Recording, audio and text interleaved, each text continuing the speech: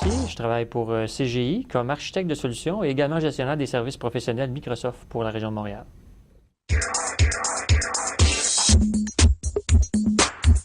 Moi, j'ai commencé par un deck en informatique que j'ai fait sur le tard, je dois dire. Donc, j'ai décidé d'aller travailler par la suite. Je me suis lancé sur le marché du travail tout de suite après, donc un deck de 3 ans, il y a maintenant 14 ans de ça. Et par la suite, j'ai travaillé. En fait, on était dans les balbutiements d'Internet. Internet commençait à ce moment-là et j'avais aucune formation là-dedans. Ils ne montraient pas ça à l'époque dans les programmes académiques. Donc, et je voyais un potentiel, fait que j'ai décidé, moi, de m'investir là-dedans de façon importante. Et j'ai toujours été très, très autodidacte. Fait que j'ai beaucoup investi tout au long de ma carrière et je le fais encore dans l'apprentissage des nouvelles technologies, des meilleures façons de faire, etc. Il n'y a pas forcément de formation académique qui montre aux gens de devenir des architectes comme tels. Quoique, depuis quelques années, on a assisté à un nouveau programme, notamment à l'École polytechnique ou encore à l'Université de Sherbrooke qui forme en génie logiciel, qui se rapproche un peu du type de connaissances qu'on a besoin comme architecte dans ce métier-là.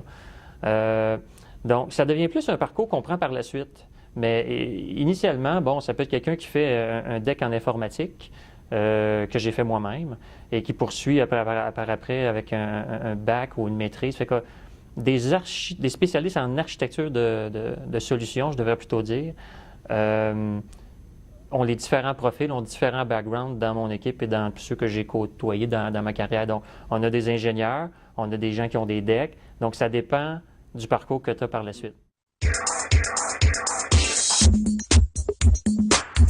Dépendamment du niveau à quel moment dans un projet on va intervenir, donc je dirais un architecte très complet va intervenir en début d'un projet et il va déjà va côtoyer le client pour l'écouter, poser des questions, comprendre ses besoins, le faire parler le plus possible.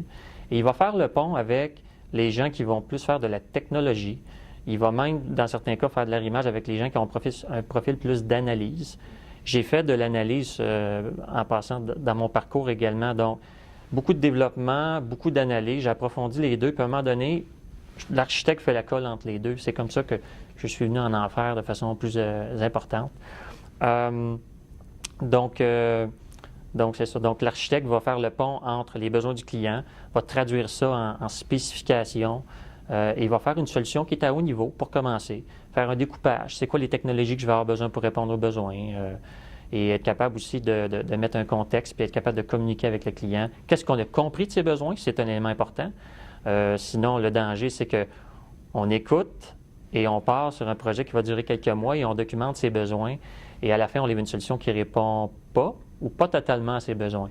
Donc, c'est important vraiment d'avoir cette rétroaction-là et d'avoir des échanges fréquents avec le client et avec l'équipe pour s'assurer qu'on a vraiment bien capturé ce qu'il a besoin et également qu'on lui montre de façon régulière qu'est-ce qu'il va avoir à la fin. Bien, un bon vieux calepin, ça sert beaucoup. Non, mais c'est évidemment, quand on fait des rencontres avec des clients, plusieurs outils. On peut, oui, le calepin. Ça peut être un simple bloc-notes, on prend des notes. L'autre élément aussi, c'est, on voit plus ça, c'est les consultants, je dirais, de la dernière génération. Ils vont utiliser, exemple, le portable et ils vont prendre des notes de façon électronique. Fait que c'est plus facile après ça d'incorporer ça dans des documents qu'on va envoyer ou encore dans des courriels qu'on va envoyer aux clients pour confirmer l'essence de la rencontre qu'on a eue avec eux. Par la suite, on parle du bon vieux Microsoft Office, par exemple, qui est très répandu. Donc, connaissance de Word, ça peut être connaissance de PowerPoint, dépendamment de la formalité qu'on doit apporter dans tout type de livrable. Ça peut être du Excel, etc. Et ça peut être également du Visio. Si on parle d'UML, la solution la plus simpliste, par exemple, c'est de faire des diagrammes avec un outil comme Microsoft Visio. Mais bon, dépendamment de la complexité du système, on peut utiliser vraiment des outils spécialisés qui permettent de faire de la modélisation et qui vont permettre notamment de gérer ce qu'on appelle de la traçabilité à partir des besoins jusqu'à la solution. Je dirais que pour quelqu'un qui œuvre dans les technologies où je travaille moi-même, spécialiste Microsoft, c'est le rythme des technologies.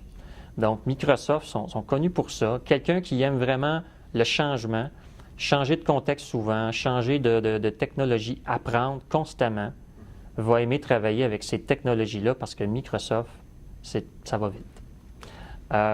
Si quelqu'un veut aller aux études, apprendre l'informatique, les rudiments de l'informatique, puis après ça, dire, je m'assois sur mon bagage que j'ai acquis en formation, ne sera peut-être pas heureux ou aura peut-être pas la carrière idéale.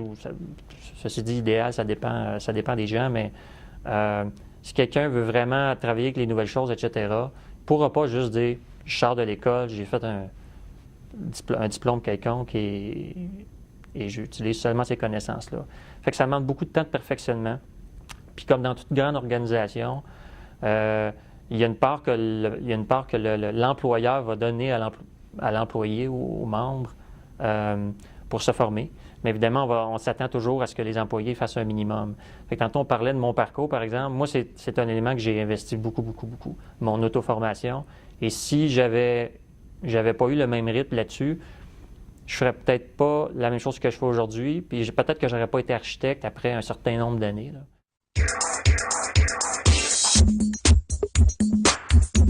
J'ai toujours aimé, j'aime le bricolage. J'aime beaucoup construire des choses, inventer des choses, faire de la conception.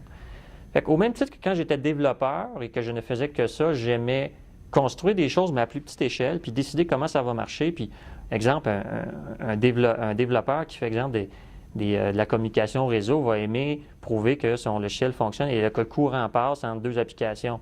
Il va être excité à propos de quelque chose qui paraît rudimentaire. Mais moi, ça va être un niveau différent. Ça va être mes blocs sont juste plus gros.